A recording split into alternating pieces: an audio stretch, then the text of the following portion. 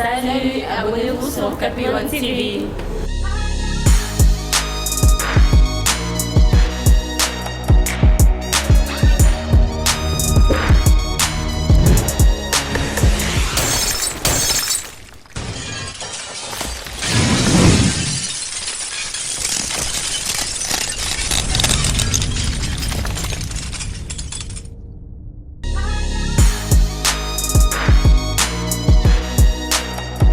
Réunis pendant 2 jours au centre culturel du collège Boboto dans la commune de la Gombe, le membre du réseau de la dynamique pour la promotion de la jeunesse et l'élite congolaise DPGEC en sigle ont répondu favorable aux assises sur l'information pour jeunes entrepreneurs. Sous le haut patronage du ministère de l'entrepreneuriat, petites et moyennes entreprises, dirigé de main de son excellence M. Eustache Mourangi, plusieurs parties prenantes se sont montrées intéressées à ces colloques, baptisés sous le thème central, l'éducation financière et entrepreneuriale.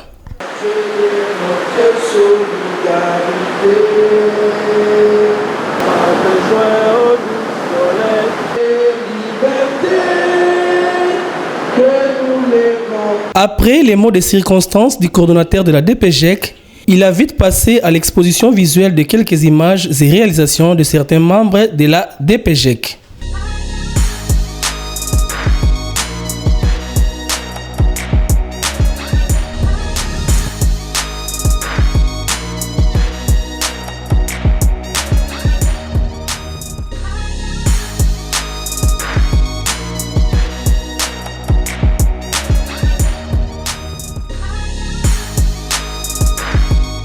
Premier intervenant, le directeur général de l'ISC Gombe, le professeur Augustin Bangala, s'est adressé à l'assistance en leur informant sur l'entrepreneuriat et l'éducation financière.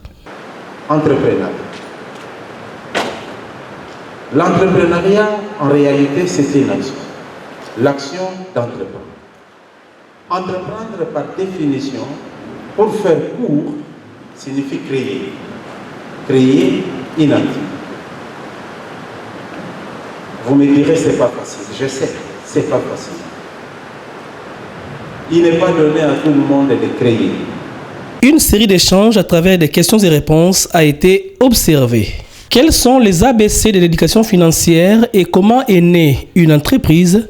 Tel a été le sous-thème développé par l'assistant Bidiki, expert en finance, comptabilité et fiscalité et enseignant à l'ISC Gombe.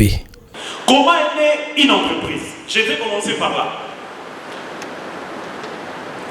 Vous êtes là à chaque fois, votre chef, parce que là j'aime bien dire ça, même quand j'explique les cours de comptabilité à l'ISC, vous êtes là, vous travaillez quelque part, mais à chaque fois, il y a toujours des déceptions. Comme j'ai entendu l'autre parler, non, comme l'autre entrepreneur aussi. Donc, j'avais un projet, je voulais bien, mais pour arriver, c'est tout un problème. Alors, qu'est-ce qu'il faut faire? Comment est née une entreprise? Une entreprise en soi, c'est une organisation. Cette organisation maintenant est née comment? Je vais illustrer ça par un exemple. Le président du Conseil national de la jeunesse, ce troisième intervenant, a fait la présentation de la vision sur la promotion de l'entrepreneuriat des jeunes congolais. À la jeunesse congolaise, la structure qui est la leur, le Conseil national de la jeunesse, c'est quoi? Pourquoi cela a été créé? Quel est le rôle que cela joue? Et ainsi, nous allons prendre un tout petit peu une expérience, parce que moi-même, je fais aussi partie des entrepreneurs. Je crois que pour une petite histoire, en 2015-2016, pendant que je suis encore étudiant, j'ai eu à tenir une activité qui se nommait Self-Made Man. Les opportunités qui sont devant lui, ainsi aussi le menace, tout autour de l'activité, tout autour aussi de l'individu en tant que personne. Et là, on avait essayé d'amener cette analyse sous deux volets. Sur l'aspect entrepreneurial en tant que business Nous avons présenté comment analyser les affaires en comptant d'abord sur les forces. Et les forces, vous le savez très bien, ça peut être un talent. Les forces, vous le savez très bien, ça peut être une expérience. Les forces, ça peut être un sens d'imagination, parce que l'entrepreneuriat aussi, sa force, c'est le sens d'imagination. Le représentant pays de l'ITA, M. Zoumana Bamba, a partagé aux jeunes agripreneurs sur l'approche, l'expérience et les leçons apprises en Afrique au sud du Sahara. Mais c'est possible. Si nous ne faisons pas, ne développons pas notre agriculture, qu'est-ce qui se passe? On va manger ce qui est importé. Pouvez-vous imaginer qu'un jour, un Congolais ne puisse pas manger du foufou? C'est possible? C'est pas possible, c'est possible. C'est possible. Si on continue dans cette direction, c'est possible. Pourquoi? Si vous constatez les habitudes alimentaires, comment vous identifiez un Italien? C'est à travers quoi? Des spaghettis, et puis quoi? Macaroni. Et le Belge? Les frites. Quand vous sortez, qu'est-ce que vous mangez? Les frites. Donc vous êtes en train de changer vos habitudes alimentaires. Donc un jour, vous ne devrez plus manger de foufou. Et vos enfants vont dire, non maman, je ne vais pas manger de foufou, je vais manger des frites. Et la culture, la cuisine fait partie de la culture. N'est-ce pas? Quand vous recevez des étrangers chez vous, parfois il y a des plats spéciaux qu'on leur prépare, n'est-ce pas? Il y a des boissons spéciales qu'on leur donne, n'est-ce pas? Et comment on mange ensemble durant les cérémonies? C'est la culture. Si vous perdez votre cuisine, vous perdez une grande partie de votre culture. Ça, c'est l'introduction. C'est ici le lieu de rappeler que la DPGEC regroupe à ce jour 60 structures, dont les ONG, fondations et ASBEL évoluant dans ce secteur de l'entrepreneuriat et l'agro-business, un souci qu'a le chef de l'État, son Excellence Félix-Antoine Tshisekedi, de faire des jeunes entrepreneurs des millionnaires congolais. Sur ce, le Fonds de garantie de l'entrepreneuriat au Congo a vu le jour et qui est son directeur général, Laurent Munzemba, s'est adressé à l'assistance à travers cette intervention. Mais malheureusement, beaucoup de choses se disent ici, c'est des choses tellement importantes. Et il y a beaucoup de personnes pour qui c'est la première fois.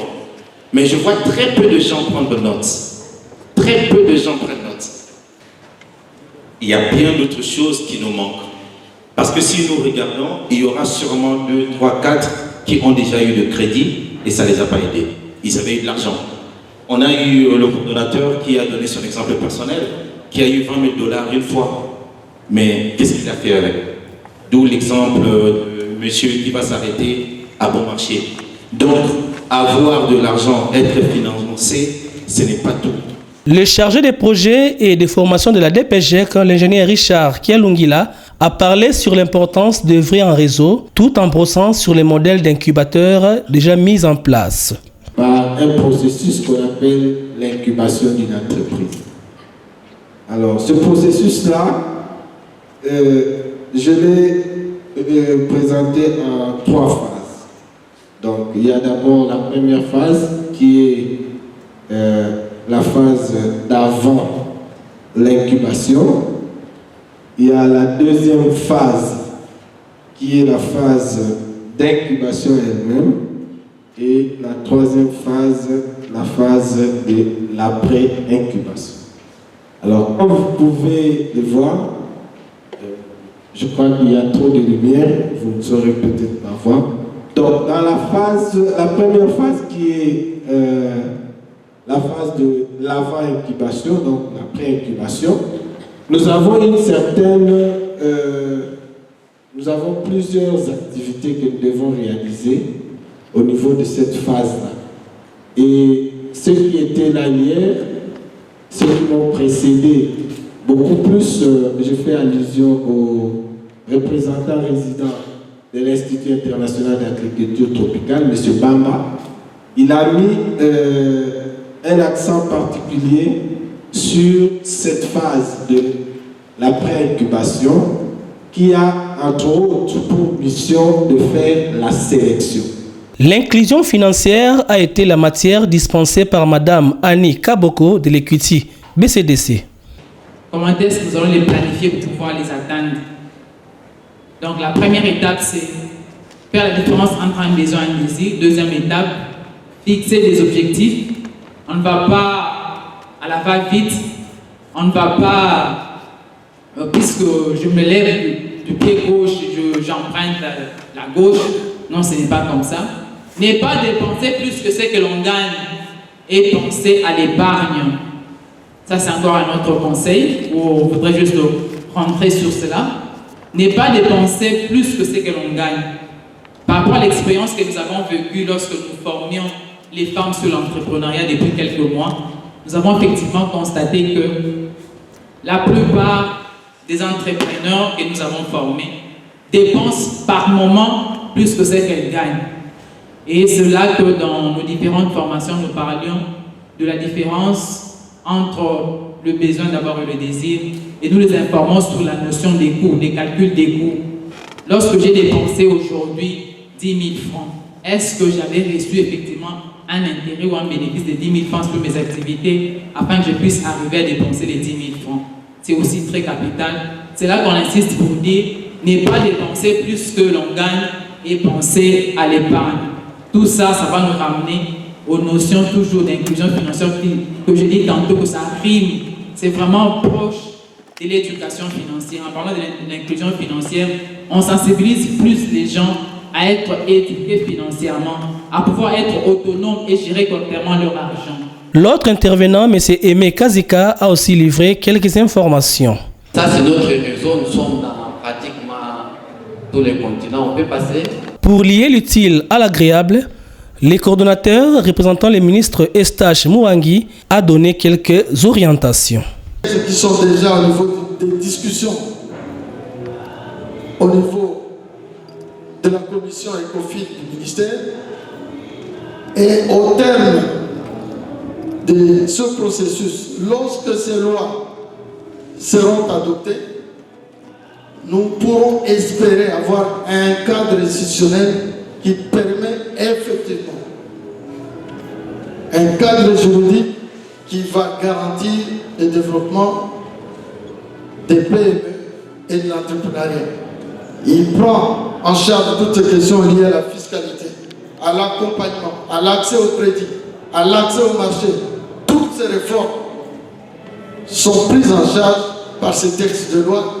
Et c'est très important de souligner parce que ce pays n'a jamais eu auparavant ces textes-là. Ces textes, non seulement parlent de l'entrepreneuriat, mais ces textes encore font mieux parce que nous sommes dans un monde aujourd'hui mondialisé. Ces textes consacrent l'innovation à travers aujourd'hui les véhicules de l'innovation, c'est ce qu'on appelle les start-up.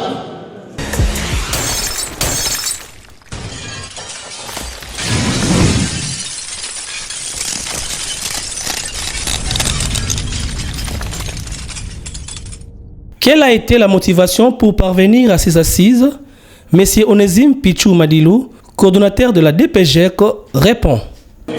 C'est parti d'une expérience personnelle qui date de plusieurs années où j'avais eu la possibilité d'accéder à un financement, un don, une subvention qui a été faite par un papa, 20 000 $ pour monter une entreprise dans la transformation du maïs.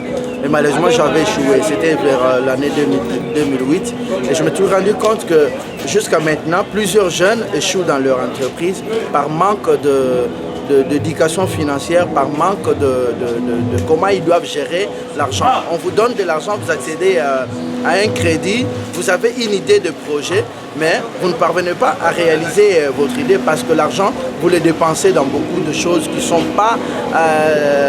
qui n'étaient pas au départ votre idée. Donc c'est comme ça qu'on a organisé ça pour que le jeune entrepreneurs qui sont déjà dans l'entrepreneuriat et ceux qui aspirent à l'entrepreneuriat, ils aient des notions élémentaires par rapport à cette éducation financière. Comment ils doivent se comporter devant l'argent, surtout l'argent qui est destiné à entreprendre, l'argent qui est destiné pour un projet. Ils doivent bien gérer ces ressources-là pour qu'ils puissent différencier l'utile à l'agréable. Et que peuvent retenir les gouverneurs après ces 2 jours de colloque? Quelques intervenants répondent. Je veux tout simplement dire à tous ces jeunes, filles et garçons, qui hésitent encore de se lancer dans les projets de développement de leur business, que le moment est venu parce que maintenant ils peuvent compter sur un accompagnement du gouvernement. Le gouvernement a donc mis en place beaucoup d'outils pour pouvoir accompagner les jeunes porteurs de projets pour développer leurs projets et améliorer leurs conditions de vie et au-delà avoir un impact important sur l'économie de notre pays. C'est quoi l'argent? Et pourquoi l'argent? Et quand on a l'argent, qu'est-ce qu'on en fait? L'éducation financière, ça inclut non seulement la nécessité d'une bonne gestion, mais ça inclut aussi le budget, la nécessité d'avoir un budget, comment élaborer un budget, comment élaborer un business plan pour pouvoir aller vers une banque et avoir un financement. Et quand on a un financement, comment utiliser les fonds qu'on a pour que cela serve à l'entreprise à être plus prospère. Voilà l'importance en fait de ce type de formation. Et nos entrepreneurs, comme ils sont en général des jeunes, c'est les éléments très importants pour eux, pour les aider à grandir et à progresser et à devenir plus prospères. Quand le chef de l'État l'a pensé, a pensé au FOGEC pour l'aider à réaliser son ambition de faire des millionnaires congolais. Et donc le FOGEC a un grand avenir dans ce pays, parce que c'est par le FOGEC que demain nous serons des entrepreneurs millionnaires au Congo. Avec ces réseaux de la dynamique pour la promotion de la jeunesse et l'élite congolaise, nous osons croire que toutes les autres provinces vont emboîter les pas, ceci pour le développement réel de notre pays, la République démocratique du Congo.